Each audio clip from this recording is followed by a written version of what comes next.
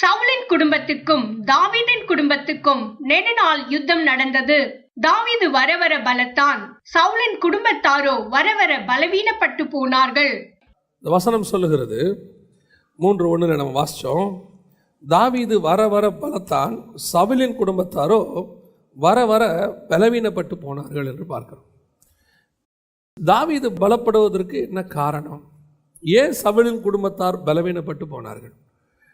இதை பற்றி தான் நம்ம இன்னைக்கு பார்க்க போகிறோம். முதலாவது, தாவீது எப்படி பலத்தான், வர வர பலத்தான் இருக்குது, எப்படி பலத்தான் அப்படின்னு சொல்லி நீங்கள் பார்த்தீங்கன்னு சொன்னால், நம்ம ஏற்கனவே பார்த்தபடி தாவீது ஆடுகளுக்கு பின்னால் அலைந்து கொண்டிருந்ததான ஒரு மனுஷன் வனாந்தரத்தில். அப்படி ஆடுகளுக்கு பின்னால் அலைந்து கொண்டிருந்த ஒரு மனுஷனை திடீரென்று ஆண்டவர் கூப்பிட்டு 1 சாமுவேலின் புஸ்தகம் 16ஆம் அதிகாரம் 13ஆம் வசனத்தில் சாமுவேல் மூலமாக ராஜாவாக அபிஷேகம் பண்ணுகிறார்.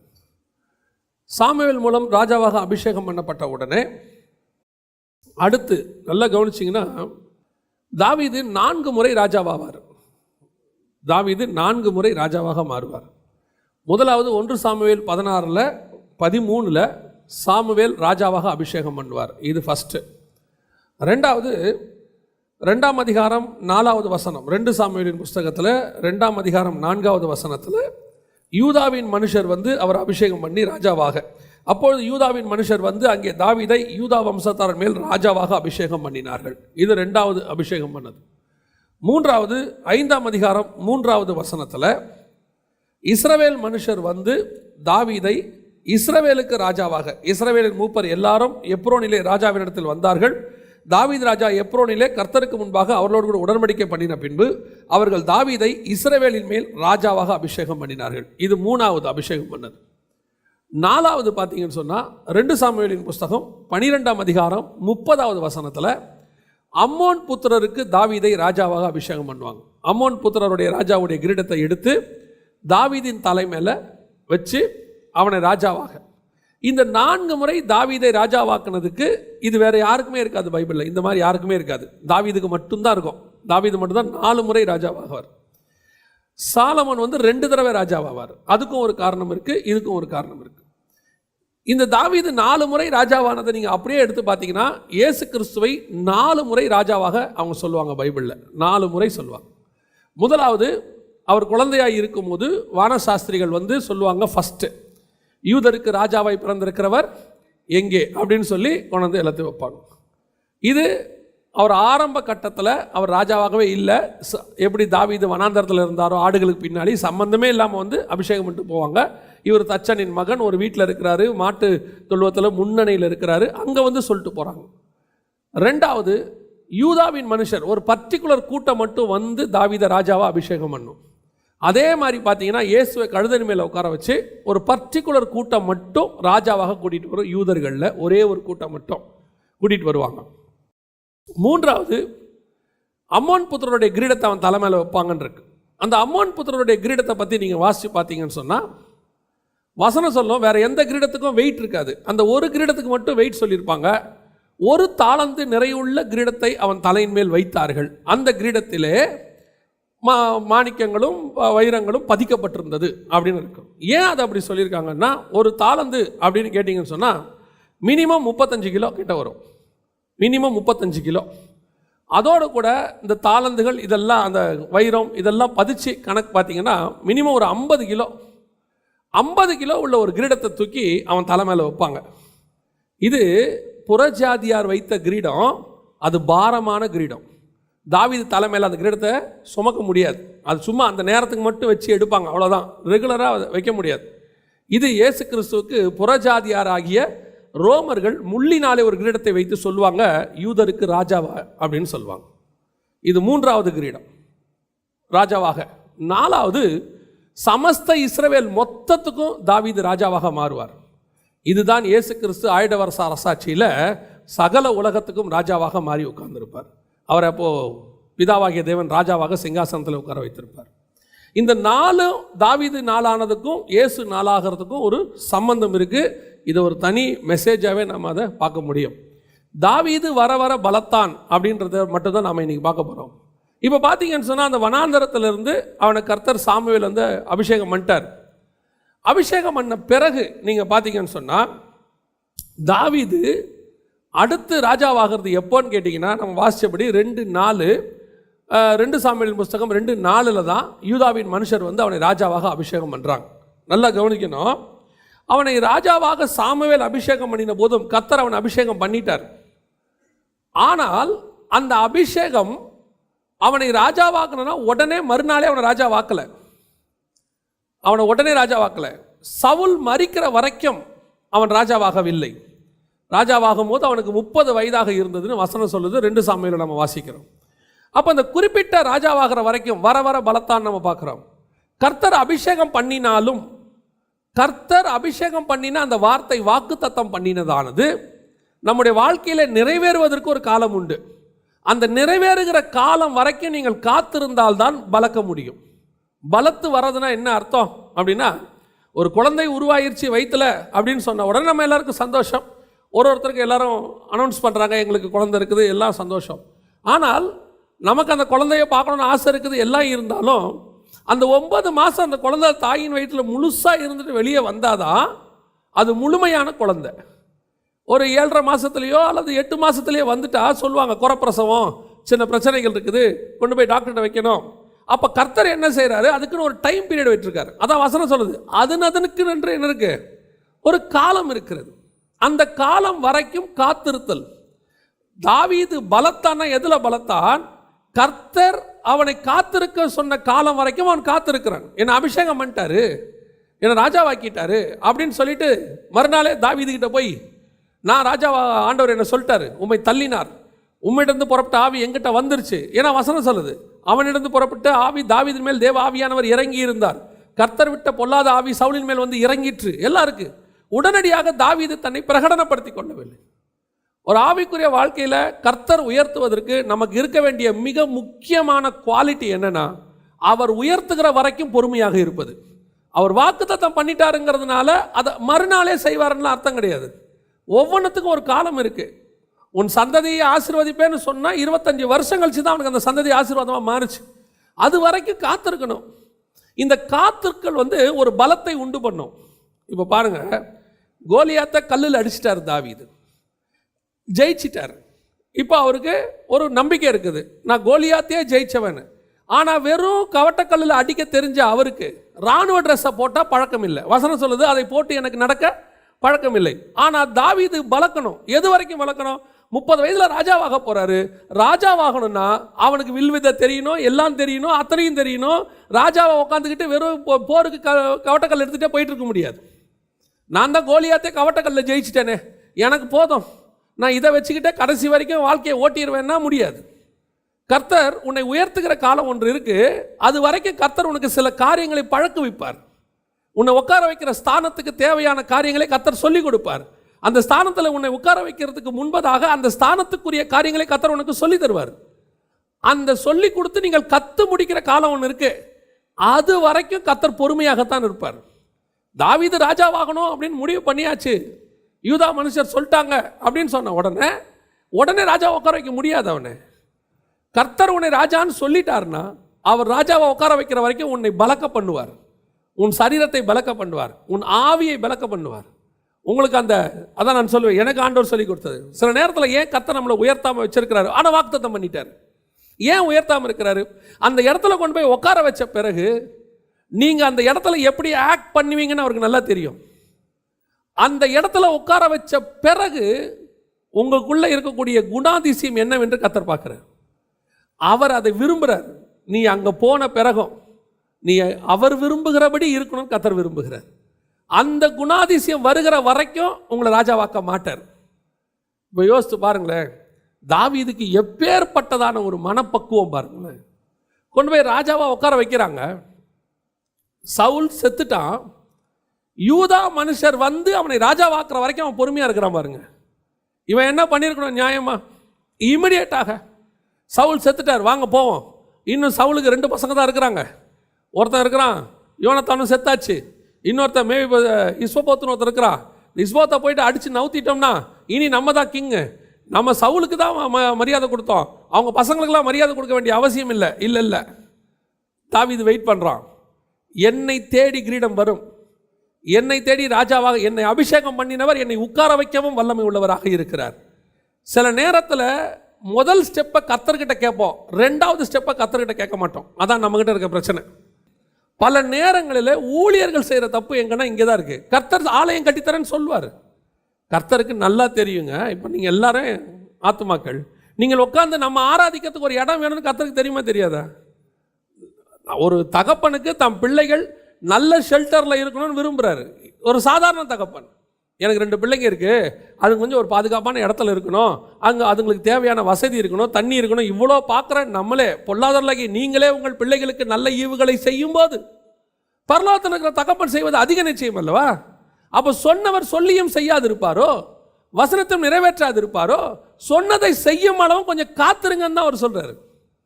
அவர் சொன்னதை கண்டிப்பாக செய்வார். சொல்லிட்டாருன்னா அவர் வாயிலிருந்து வார்த்தை வர்ற வரைக்கும் தான் நமக்கு. வந்துடுச்சா கவலையே இல்லை, அந்த வார்த்தையை பிடிச்சிக்கிட்டு கடைசி வரைக்கும் ஓடிடலாம். ஏன்னா சொன்னவர் செய்யாதிருக்கவே மாட்டார். ஆனால் அவர் சொன்னதை செய்கிற வரைக்கும் நாம் பொறுமையாக இருக்கணும். ஆலயம் கட்டி கொடுக்குறேன்னு சொன்னார்னா காத்திருக்கணும். அதுக்கேற்ற ஆட்களை அங்கங்கே ஆண்டவர் வச்சிருப்பார்.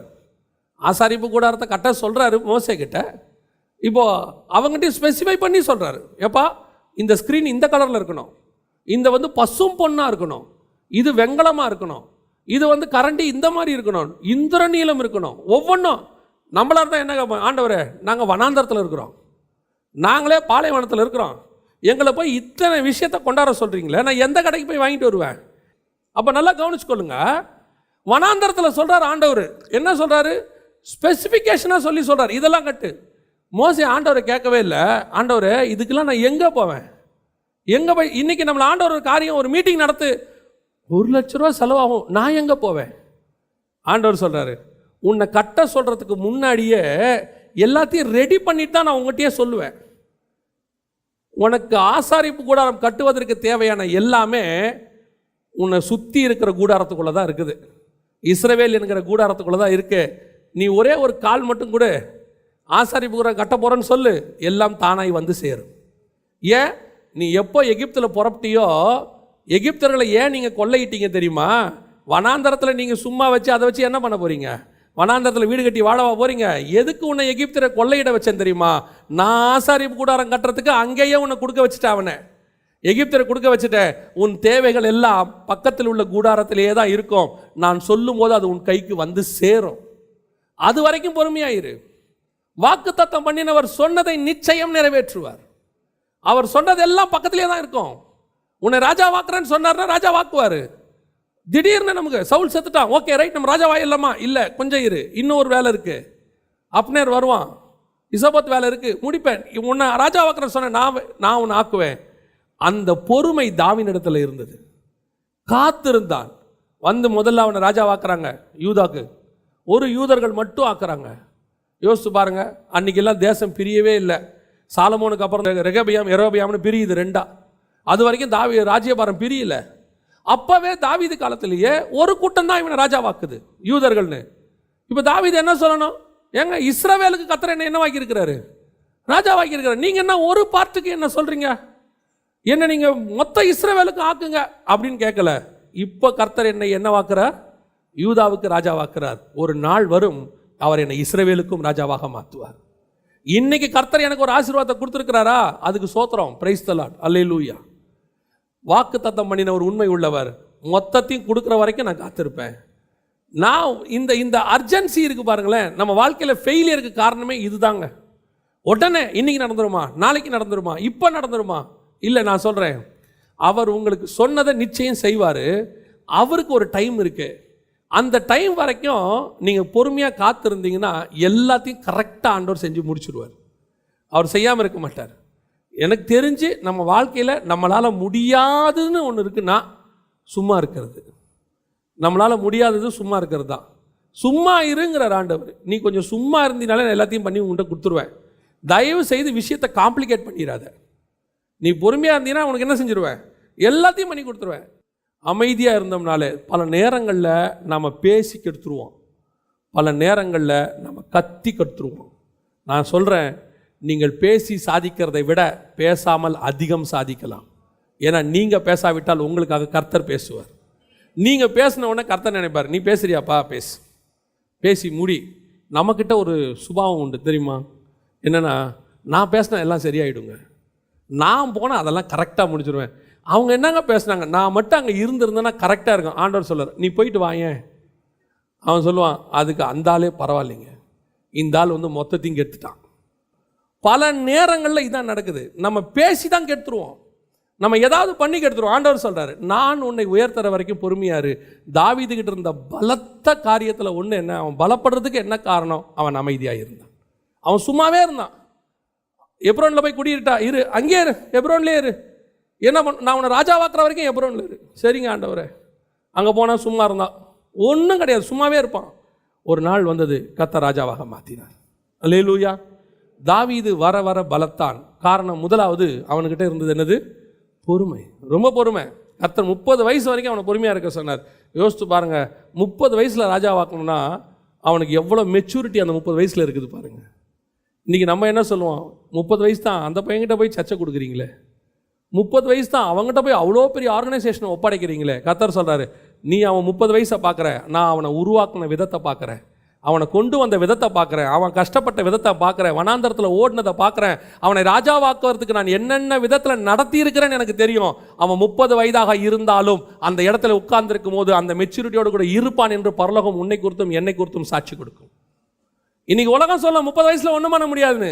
ஆண்டவர் சொல்வார், அவன் 30 வயசுலேயே இஸ்ரவேலையே ஆளுவாயா, டோட்டல் இஸ்ரவேல் அவன் ஆளுவாயா. எப்படி சொல்கிறீங்க, அந்த 30 வயசு வரைக்கும் அவனை நடத்தின பாதை எனக்கு தெரியும், அவனை கொண்டு வந்த பாதை எனக்கு தெரியும். நிறைய பேருக்கு அப்படி 30 வயசில் கொஞ்சம் யங் ஏஜில் மேலே வரும்போது அவங்கள பார்த்தோன்னா கொஞ்சம் பொறாமையாக இருக்கும். கர்த்தர் நம்மளை உயர்த்தின உடனே சிலர்லாம் சொல்லுவான், என்ன பண்ணான்னு தெரியல, இந்த பையன் சின்ன பையனாக இருக்கிறான், அதுக்குள்ளே இங்கே மேலே வந்துட்டான். அவன் சின்ன பையன் தான் பார்க்கறதுக்கு, ஆனால் சின்ன பையன் 60 வயசு வரைக்கும் பாடுகளை 30 வயசுலேயே அனுபவிச்சு முடிச்சிருப்பான். கர்த்தர் அவனை நடத்தி இருப்பார். அவனை போருங்க வனாந்தரத்தில் ஓடினானாமா, நம்மளால் வனாந்தரத்தில் நடக்கக்கூட முடியாதுங்க. கர்த்தர் ஓட விட்டார் அவனை. உன்னை ஓட விட்டதுக்கு காரணம் என்ன தெரியுமா, உன்னை ராஜாவாக உட்கார வைக்க போகிறேன், அது பெரிய போஸ்டிங். அந்த போஸ்டிங்க்கு தேவையான மெச்சூரிட்டி வேணும்னா இந்த பாடுகள் மத்தியில் நீ கடந்து போய்த்தான் ஆகணும். அந்த பாடுகள் உன்னை உருவாக்கிச்சு, அந்த பொறுமையை கொடுத்துச்சு. ரெண்டாவது, தாவீது வர வர பலத்தான் அப்படிங்கிறதுக்கு இன்னொரு காரணம் என்ன, வாசிங்க 1ஆம் அதிகாரம் 27வது வசனம். 2 சாமுவேல் புஸ்தகம் 1ஆம் அதிகாரம் 27 வாசிங்க. பராக்கிரமசாலிகள் விழுந்து போனார்களே, யுத்த ஆயுதங்கள் எல்லாம் அழிந்து போயிற்றே என்று பாடினான். இப்போ யோசித்து பாருங்க, ரெண்டாவது தாவீதுக்கு இருந்த ரொம்ப மிக முக்கியமான ஒரு விஷயம், இந்த சவுல் தான் இவன் ராஜாவாகிறதுக்கு தடை. தாவீதை ராஜாவாகிறதுக்கு யார் தடை, சவுல் தான். இவன் ராஜாவாக கூடாதுன்னு நினைச்சவன் யாரு, சவுல் தான். வசனம் சொல்லுது, சவுல் செத்து போனான்னு ஒருத்தன் வந்து சொல்றான், உன்னை விரட்டின சவுல், உன்னை கொல்ல வகை தேடின சவுல், உனக்கு விரோதமாய் ஆட்களை அனுப்பின சவுல், நீ அவனுக்காக தம்புரு வாசிக்கிட்டு இருக்கும் போது ஈட்டியை எரிச்சு உன்னை கொல்ல பார்த்த சவுல், எங்கேயாவது நீ கிடப்பியான்னு அலைஞ்சானாமா சவுல். அப்படிப்பட்ட சவுல் செத்துட்டான்னு சொல்றாங்க. தாவீது சொல்றான், பராக்கிரமசாலி ஒருத்தன் செத்து போனேன்னு.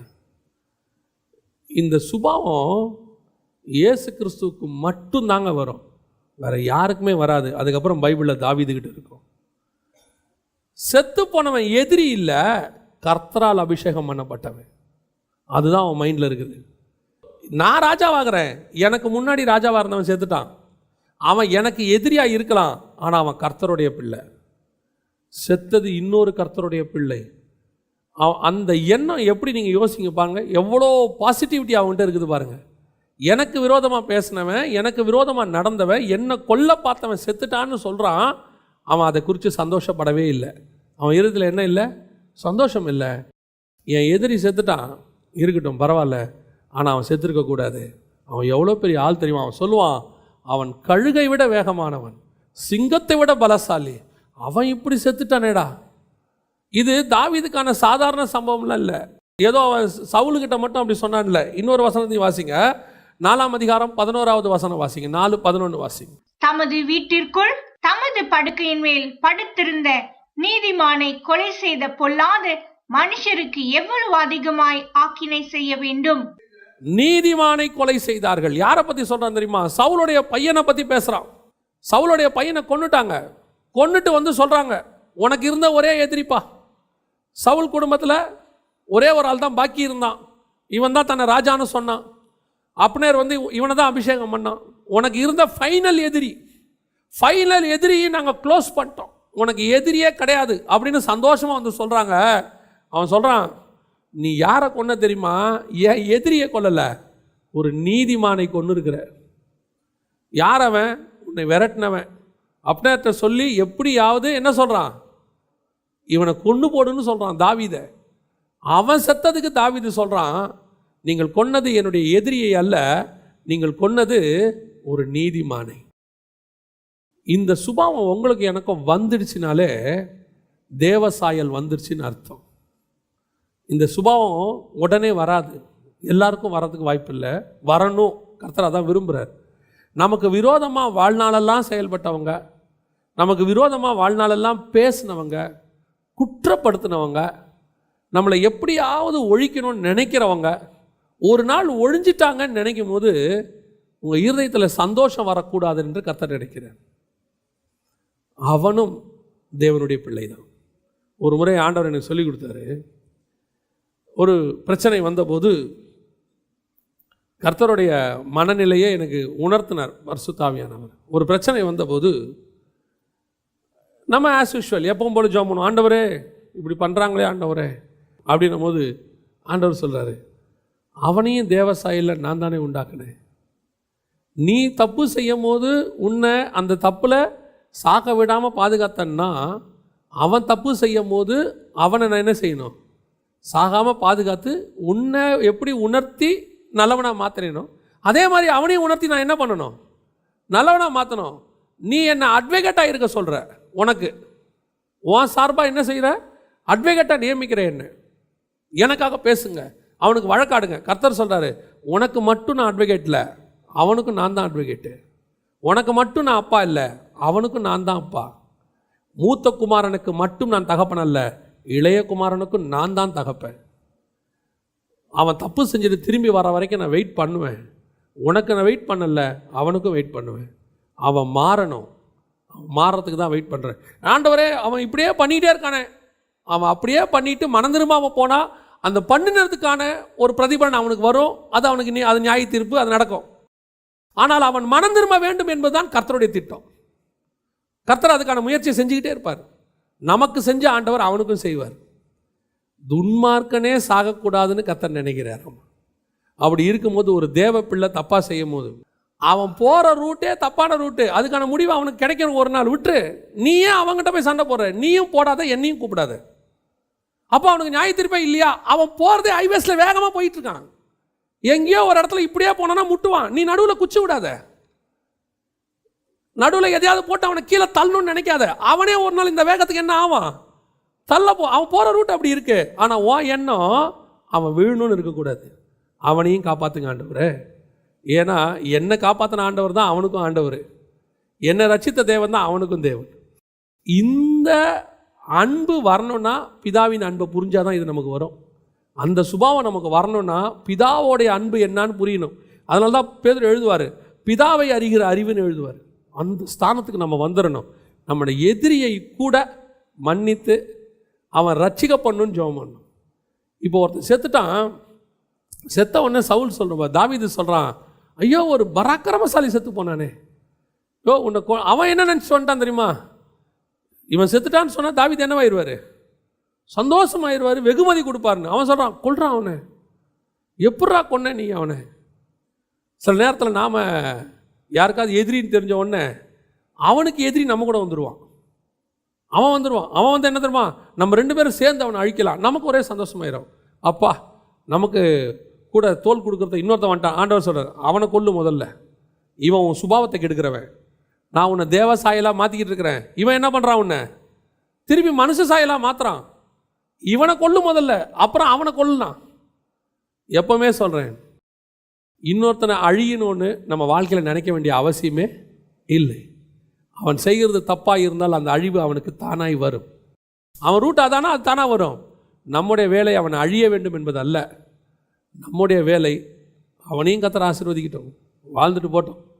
பல நேரங்களில் கர்த்தர் அதை நம்மக்கிட்ட எதிர்பார்க்குறார். இது சில நேரத்தில் யாராவது அப்படி பண்ணும்போது நமக்கு தோணும், இவனை ஒரு வழி பண்ணிடலான்னு. ஆண்டவர் சொல்றார், விடு விட்டுட்டு போயிட்டாரு. அதனால் நான் இப்போவும் சொல்கிறேன், அதனால் நீங்களும் நானும் தாழ்ந்து போகிறதில்லை. நீங்களும் நானும் வர வர பலத்து கொண்டே தான் போவோம். நம்முடைய எதிரியை தள்ளிட்டே போயிட்டீங்கன்னா, விட்டு ஓடிட்டே அவனை பண்ணி கண்டுக்காதீங்க. ஒரு நாள் அவன் இல்லாமல் போவான். வசனம் சொல்லுது, தாவீது வர வர பலத்தான், சவுலின் குடும்பத்தாரோ பலவீன. காரணம் என்ன? அவன் இவனை கொல்லணும்னே தேடிக்கிட்டு இருக்கிறான். சவுலும் தேடினான், அவன் பையனும் தேடினான். அவன் குடும்பம் ஒருத்தன் கூட இல்லாமல் போயிட்டாங்க. ஆனால் தாவீது கொல்லணும்னு தெரியல, என்னை விடுங்கடா, நான் பாட்டு ஆண்டவரோடு இருக்கிறேன், என்னை விட்டுருங்க. அவன் பாட்டுன்னு இருந்தான். ஆனால் வசனம் சொல்லுது, தாவீது வர வர பலத்தான், கர்த்தர் அவனை ராஜாவாக உட்கார வைத்தார். இது தாவீது இருந்த ரெண்டாவது மிக முக்கியமான சுபாவம்.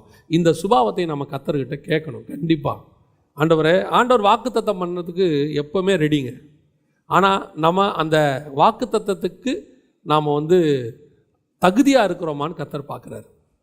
ஆண்டவர் உங்களை என்னையும் பணக்காரனாக்கிறதுக்கு அப்படின்ற நேரத்தில் ஆக்கிட்டு போயிடுவார். ஒரே ஒரு செகண்ட் கர்த்தர் நினச்சா ஒரே ஒரு செகண்டில் பணக்காரன் ஆக்கிடுவார். ஆனால் அந்த பணம் வந்த பிறகு நீங்கள் கரெக்டாக இருப்பீங்களான்னு கர்த்தர் பார்ப்பார். நீங்கள் கரெக்டாக இருக்க மாட்டீங்கன்னா அந்த பணத்தை கர்த்தர் உங்களுக்கு தர மாட்டார். ஏன்னா பணத்தை விட கர்த்தருக்கு நீங்கள் தான் முக்கியம், உங்கள் ஆத்மா தான் முக்கியம். அதை கொடுத்து என் பிள்ளை வீழ்ந்து போவதை விட அதை கொடுக்காமல் என் பிள்ளையை நான் பாதுகாப்பது நல்லதுன்னு நினைப்பார் ஆண்டவர். ஆண்டவருக்கு எப்பவுமே நம்மை ஆசீர்வதிக்கிறது பெரிய விஷயமே இல்லை.